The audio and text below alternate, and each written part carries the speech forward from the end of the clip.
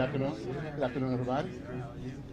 First of all, before I start, I want to acknowledge the council members who have joined me today. Councilman Henry, Councilwoman Sneed, Councilman Burnett, Councilwoman Clark, Councilman Zeke Cohen, Councilman Leon Pinkett, Councilman Ed Reisinger, Councilman Jesse Slifer, Councilman Brandon Scott, Councilman Stokes, Councilman Bullock, Councilman Ryan Dorsey. I thought he was a councilman, looking like one. But anyway, I want to thank them for joining me today. Who else? Oh, and Councilman Costello. I'm very sorry. You know, all this is kind of. And who else? Who else is here? Oh, and Vice President Middleton, you just showed up. Okay, thank you all very much for gathering here today. I just finished convening a meeting of the directors of critical city agencies. I personally thank each of them for their hard work and dedication to the city of Baltimore. The past few weeks have been painful and traumatizing for all of us. Like each of you, I am utterly heartbroken. My work serving as a stabilizing force for Baltimore began early this morning when I had the chance to meet with members of the Baltimore City delegation, Senate delegation. I shared with the senators that I understood how traumatizing this has all been for the people of Baltimore. I assured them that I take my responsibility seriously and that I look forward to serving as a stabilizing force in the city. I told the agency directors I'm going to need each and every one of them to help me in my new role. I have formed great relationship with all of them, and I know that our partnership will serve the city well. I have every faith that our agency will continue to deliver essential services to the people of Baltimore. So I want to thank everybody and let them know the city of Baltimore is stable and moving forward. And the work is just beginning. And I'm anxious to start, and I'm anxious to work with my council colleagues because I'm just ex officio mayor, okay?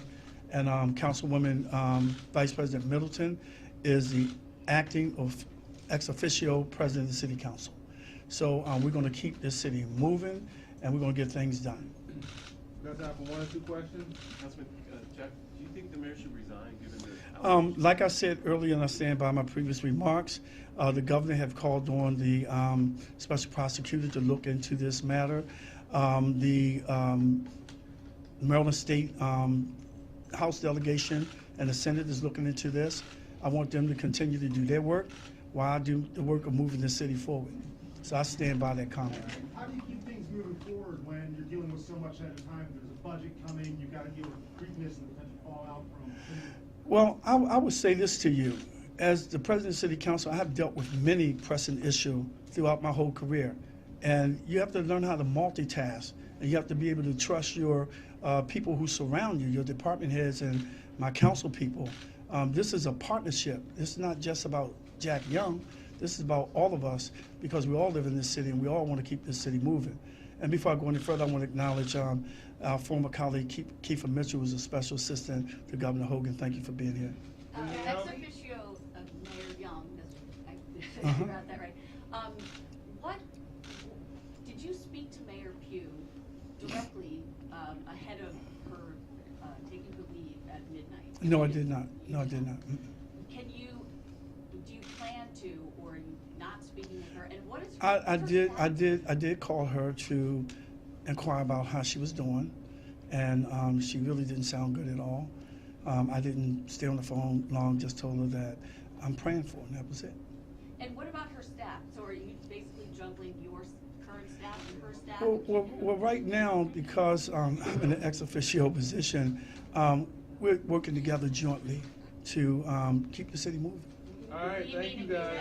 Mayor Pugh? Can we ask One more, Melody. Associated Black Charities, will you or the city take a look at the youth fund that was voted on to the ABC to administer in the light of what was revealed yesterday? Well, right now, they are the entity by law to oversee that fund until they develop an intermediary to take over that. And we're doing an extension of a year so that the money can still go out the door, because we don't want to punish our kids and those organizations that does the critical work in our communities. We want that to keep going.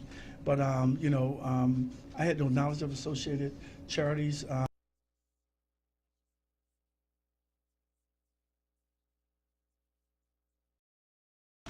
Mayor Young, what is your message to your constituents, all of your constituents, all of you take care of this whole city?